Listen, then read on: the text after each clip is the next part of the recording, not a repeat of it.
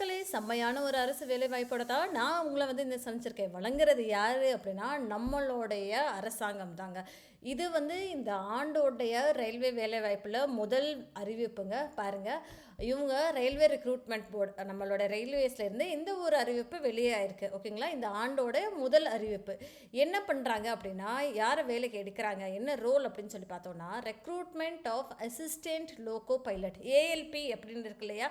அந்த ஒரு ரோலுக்கு தாங்க இப்போதைக்கு அந்த ஒரு வேலைக்கு தான் இப்போதைக்கு ஒரு நோட்டிஃபிகேஷன் வெளியாயிருக்கு. நோட்டிஃபிகேஷன் மட்டும் இல்லைங்க, அப்ளை பண்ணுறதுமே வந்து வெப்சைட் வந்து ஓப்பன் ஆயிருக்கு. அந்த விண்டோ வந்து ஓப்பன் ஆயிருக்கு. சரிங்களா?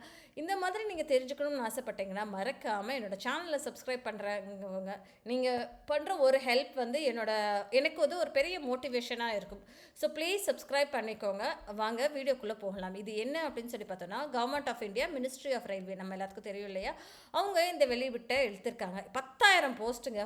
போஸ்ட்டு வந்து எத்தனை போஸ்ட் அப்படின்னு சொல்லி பார்த்தோன்னா 10,000 வேகன்சிஸ் இருக்குது. 10,000 வேகன்சிஸ்க்குமே சம்பளம் எவ்வளோ அப்படின்னு சொல்லி பார்த்தோன்னா 19,900 ரூபாய் இனிஷியல், அதாவது வேலைக்கு சேர்றப்போ உங்களுக்கு இருக்கிற கையில் கிடைக்கிற ஒரு வருமானம் அப்படின்னு சொல்லி பார்த்தோன்னா 19,900 ரூபா அப்படின்ற மாதிரி அவங்க சொல்லியிருந்திருக்காங்க. போக போக போக போக நிச்சயமாக அதில் வந்து ஒரு விலை ஹைக் இருக்கும் அப்படின்றது வந்து நிச்சயமாக நமக்கு தெரிஞ்ச ஒரு விஷயம். சரிங்களா? ஸோ அந்த ஒரு ஏஎல்பிக்கான எப்போன்னைக்கு ஓப்பன் பண்ணியிருக்காங்க அப்படின்னா 12/4 இதுக்கான அப்ளை பண்ணுறதுக்கு நீங்கள் ஆரம்பிச்சிடலாம். அதாவது ஏப்ரல் மாதம் 12ஆம் தேதியிலேருந்து நீங்கள் அப்ளை பண்ண ஆரம்பிச்சிடலாம். கடைசி நாள் அப்படின்னு சொல்லி பார்த்தோன்னா மே மாதம் 11ஆம் தேதி தாங்க இதுக்கு வந்து கடைசி நாள். ஓகேங்களா? அது போக வந்து நம்ம வந்து ஃபீ பே பண்ணணும் இல்லையா அப்ளிகேஷன் பண்ணுறதுக்கு, அது எவ்வளோ அப்படின்றது டீட்டெயில்டாக நம்ம பார்ப்போம். இதுக்கு என்னப்பா படிச்சிருக்கணும், யாரெல்லாம் அப்ளை பண்ணலாம் அப்படின்றது கீழே வந்து அவங்க நிறைய ஒரு லிஸ்ட் மாதிரி கொடுத்துருக்காங்க. என்னென்ன ரெக்குவயர்மெண்ட் அப்படின்றது, இம்பார்ட்டன்ட் இன்ஸ்ட்ரக்ஷன்ஸ் என்ன அப்படின்ற மாதிரி சொல்லியிருக்காங்க. இந்த இன்ஸ்ட்ரக்ஷன்ஸ் எல்லாமே நீங்கள் வந்து ஒரு தடவை வந்து தயவுசெய்து வாசிச்சுக்கோங்க. வாசிச்சிட்டிங்களா தான் உங்களுக்கு வந்து தெரியும் அப்ளை பண்ணுறதுக்கு முன்னாடி. வயது என்னப்பா அப்படின்னு சொல்லி பார்த்தோம்னா, வயது வந்து 30 வயசுக்குள்ளே தான் நீங்கள் இருக்கணும். அதாவது 18 வயசுல இருந்து 30 வயசுக்குள்ளே நீங்கள் இருக்கிறவங்க இந்த ஒரு வேலைக்கு நிச்சயமாக அப்ளை பண்ணலாம் அப்படின்ற மாதிரி சொல்லியிருக்காங்க. மெடிக்கல் ஸ்டாண்டர்ட் அப்படின்னு சொல்லி பார்த்தோம்னா A1 மெடிக்கல் ஸ்டாண்டர்ட்ஸ் இருக்கணும் அப்படின்ற மாதிரி அவங்க சொல்லியிருந்திருக்காங்க.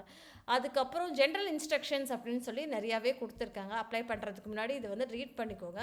அதுக்கப்புறம் வந்து மெடிக்கல் ஸ்டாண்டர்ட் A1னா என்ன இருக்கணும் அப்படின்னு சொல்லி பார்த்தோம்னா, டிஸ்டன்ட் விஷன் இருக்கு இல்லையா, அது வந்து 6 இல்லை 6/6 இருக்கணும் அப்படின்ற மாதிரி சொல்லியிருக்காங்க.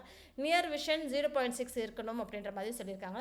Colour vision, binocular vision, field of vision, night vision, mesopic vision இது எல்லாமே பாஸ் பண்ணி இருக்கணும் அப்படின்ற மாதிரி அவங்க சொல்லியிருந்திருக்காங்க.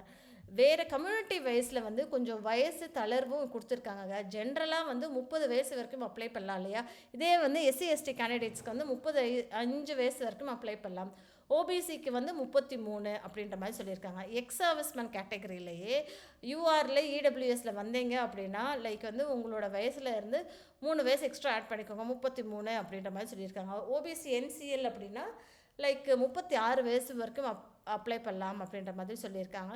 அதே மாதிரி ex serviceman SC and ST category அப்படின்னு சொல்லி பார்த்தோன்னா 38 வயசு வரைக்கும் அப்ளை பண்ணலாம் அப்படின்ற மாதிரி சொல்லியிருக்காங்க. நீங்கள் வந்து ரயில்வேலே வேலை பார்க்குறீங்க, குரூப் சியில் குரூப் டி ரயில்வேலே வேலை பார்க்குறீங்க, மினிமமாக ஒரு 3 வருஷம் உங்களுக்கு சர்வீஸ் இருக்குது அப்படின்னா நீங்கள் வந்து 40, 43, 45 வயசு வரைக்கும் கூட இந்த வேலைக்கு நீங்கள் அப்ளை பண்ணலாங்க. சரிங்களா? இன்னொன்று வந்து நிறையா வந்து கொடுத்துருக்காங்க. ஃபீமேல் கேண்டிடேட்ஸ்க்கு வந்து டிவோர்ஸ்டாக இருக்கவங்க, விடோவாக இருக்கவங்க, இவங்க எல்லாருமே 35 வயசு வரைக்குமே அப்ளை பண்ணலாம் அப்படின்ற மாதிரி சொல்லியிருக்காங்க. ஓகேங்களா? கோர்ஸ் கம்ப்ளீட்டட் ஆக்ட் அப்ரெண்டிஸ் அப்படின்றதையுமே அவங்க கொடுத்துருவோம் அப்படின்ற மாதிரி சொல்லியிருக்காங்க. அப்புறம் யூஓஆர் அண்ட் இடபிள்யூஎஸ்க்கு 35 வயசு, ஓபிசிக்கு 38 வயசு, எஸ்சிஎன்எஸ்டிக்கு 40 வயசு வரைக்கும் அப்ளை பண்ணலாம் அப்படின்ற மாதிரி சொல்லியிருந்திருக்காங்க. டேட் ஆஃப் பர்த் எவ்வளோ இருக்கணும் அப்படின்ற மாதிரி அவங்க சொல்லியிருக்காங்க. ஓகேங்களா? இங்கே 18 to 30 வயசுக்குள்ளே இருக்கணும்னா யூஆர் கேண்டிடேட்க்கு வந்து 1995 வந்து 7வது மாதம் பிறந்திருக்கணும் அப்படின்ற மாதிரி சொல்லியிருக்காங்க. இந்த டீட்டெயில்டாக அவங்க கொடுத்துருக்காங்க. அது போக வந்து கேட்டகரி வைஸுக்கு ஃபீஸ் எவ்வளோ அப்ளை பண்ணோம் அப்படின்னா நமக்கு வந்து ஃபீஸ்க்கு பே பண்ணணும் இல்லையா? ஸோ அதில் வந்து எவ்வளோ கொடுத்துருக்காங்க அப்படின்னு சொல்லி பார்த்தோன்னா 500 நீங்கள் வந்து பே பண்ணுற மாதிரி இருக்கும். இந்த 500 வந்து 400 வந்து திருப்பி அவங்க வந்து பே பண்ணிடுவோம் அப்படின்ற மாதிரி. Duly detected bank charges on appearing first stage CBT. First stage exam இருக்கு இல்லையா, சிபிடி எக்ஸாம் இருக்கு இல்லையா, நீங்கள் அதுக்கு அப்ரியாக ரைட்டிங்கன்னா 400 உங்களுக்கு நாங்கள் திருப்பி கொடுத்துருவோம் அப்படின்ற மாதிரி சொல்லியிருக்காங்க. இதே SC ST ex serviceman, female, transgender, EBC இவங்க எல்லாத்துக்குமே ₹250 அப்ளிகேஷன் ஃபீஸ் அப்படின்ற மாதிரி சொல்லியிருக்காங்க. இது வந்து நீங்கள் ஃபீ பே பண்ணுறது இன்டர்நெட் பேங்கிங்கு, யூபிஐ மூலமாகவும் நீங்கள் பே பண்ணிக்கலாம். ஆனால் ஆன்லைனில் மட்டும் தான் நீங்கள் வந்து ஃபீ வந்து பே பண்ணுற மாதிரி இருக்கும் அப்படின்ற மாதிரி அவங்க சொல்லியிருந்திருக்காங்க. வேறு வந்து என்ன சொல்லியிருக்காங்க, எக்ஸாம் மோடு எவ்வளோ இருக்கும் அப்படின்னா, ஃபஸ்ட்டு வந்து சிபிடி இருக்கும், கம்ப்யூட்டர் பேஸ்ட் டெஸ்ட் இருக்கும் இல்லையா, அதுதான் வந்து ஃபஸ்ட்டு அந்த டெஸ்ட்டு தான் வந்து ஃபஸ்ட்டு ரவுண்ட் அப்படின்ற மாதிரி சொல்லியிருக்காங்க. ரெக்ரூட்மெண்ட் ப்ராசஸ் அப்படின்னா ஃபஸ்ட்டு ஸ்டேஜ் என்ன அப்படின்னா சிபிடி கம்ப்யூட்டர் பேஸ்ட் டெஸ்ட் 1 இருக்கும். அதுக்கப்புறம் செகண்ட் ஸ்டேஜுமே சிபிடி 2 கம்ப்யூட்டர் பேஸ்டு டெஸ்ட்டு 2 இருக்கும். அடுத்தது வந்து கம்ப்யூட்டர் பேஸ்ட் ஆப்டிடியூட் டெஸ்ட்டு இருக்கும். சரிங்களா, அடுத்தது டாக்குமெண்ட் வெரிஃபிகேஷன், அடுத்தது மெடிக்கல் எக்ஸாமினேஷன். இவ்வளோ தாங்க இருக்கும் டோட்டலாக. சிபிடி 1, சிபிடி 2, சிபிஏடி, டிவி, அதுக்கப்புறம் மெடிக்கல் எக்ஸாமினேஷன்ஸ் எம்ஏ இருக்கும் அப்படின்ற மாதிரி அவங்க சொல்லியிருந்திருக்காங்க. ஓகேங்களா, ஸோ இதுக்கு எல்லாமே சிலபஸுமே அவங்க கொடுத்துருக்காங்க, பேட்டர்ன் கொடுத்துருக்காங்க, நெகட்டிவ் மார்க்ஸ் இருக்குது அப்படின்றதே சொல்லியிருக்காங்க. சிபிஐடி 1க்கு வந்து 60 மார்க்குக்கு 75 கொஸ்டின் நீங்கள் எழுத போகிறீங்க. ஒவ்வொரு 75 மார்க்குக்கும் எழுத போகிறீங்க. ஒவ்வொரு கொஸ்டினுக்கும் ஒவ்வொரு மார்க்கு நெகட்டிவ் மார்க்கிங்கும் இருக்குது அப்படின்ற மாதிரி அவங்க சொல்லியிருந்திருக்காங்க. இதை நீங்கள் அதுக்கப்புறம் என்ன அப்படின்ற மாதிரி இதில் போர்ஷன் என்னன்னா maths, mental ability, general science, general awareness. ஓகேங்களா, அடுத்தது சிபிடி 2 அப்படின்னா செகண்ட் ஸ்டேஜ். சரிங்களா, இது என்ன அப்படின்னு சொல்லி பார்த்தோன்னா, இதில் வந்து என்ன கேட்பாங்க அப்படின்னா பார்ட் ஏ பார்ட் பின்னு சொல்லி 2ஆக பிடிச்சிருக்காங்க. டோட்டலாக வந்து 2.5 மணி நேரத்துக்கு இருக்கும். 175 கொஸ்டின்.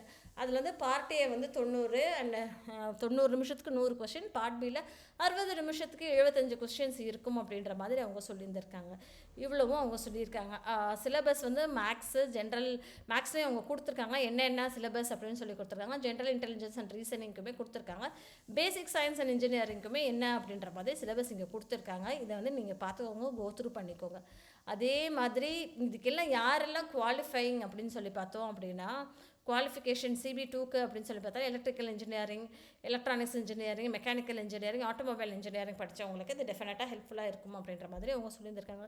சிபிஏடியும் இருக்குது, டாக்குமெண்ட் வெரிஃபிகேஷனும் இருக்கும். அப்ளை பண்ணுறது நான் டெஃபினட்டாக இன்னொரு வீடியோ போடுறேன், இது எப்படி அப்ளை பண்ணுறது அப்படின்னு சொல்லிட்டேன்.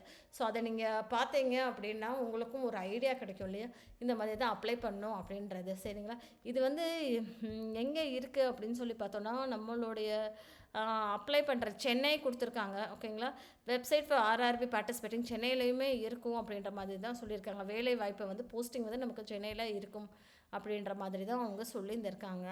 வேறு இங்கே மாடிஃபிகேஷன் நீங்கள் வந்து அப்ளிகேஷன் நான் போட்டுட்டேன்ப்பா, ஆனால் அதில் கொஞ்சம் சேஞ்சஸ் எல்லாம் இருக்குது, அதுக்கு நீங்கள் மாடிஃபை பண்ணணும் அப்படின்னா ₹250 எக்ஸ்ட்ரா பே பண்ணுற மாதிரி இருக்கும். சரிங்களா, இங்கே கொடுத்துருக்காங்க பாருங்கள், ₹250 in addition to the modification fee அப்படின்ற மாதிரி அவங்க சொல்லியிருக்காங்க. சில அப்ளிகேஷன்ஸ் எல்லாம் எந்தெந்த அப்ளிகேஷன் ரிஜெக்ட் ஆயிரும் அப்படின்ற மாதிரி அவங்க சொல்லியிருக்காங்க. இது ஃபுல்லாகவே நீங்கள் ரீட் பண்ணிக்கோங்க. ரீட் பண்ணிங்கன்னா தான் உங்களுக்கு வந்து டெஃபினட்டாக தெரியும். சரிங்களா மக்களே, ஸோ சிஎன் அப்படின்னா சிபிடி உங்களை எல்லாத்துக்கும் தெரியும். சிபிடி என்ன அப்படின்ற மாதிரி கொடுத்துருக்காங்க.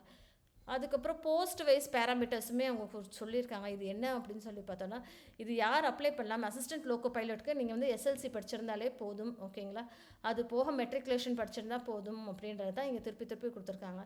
மெட்ரிகுலேஷன் படிச்சிக்கலாம், டிப்ளமோ இன் மெக்கானிக்கல் படிச்சிக்கலாம், ஆட்டோமொபைல் இன்ஜினியரிங் படிச்சிருந்துருக்கலாம் அப்படின்ற மாதிரி சொல்லியிருக்காங்க. அதாவது டிப்ளமோ படிச்சிருக்கணும், மெட்ரிகுலேஷன் 10th நீங்கள் டிப்ளமோ படிச்சிருந்துருக்கணும் அப்படின்றது சொல்கிறாங்க.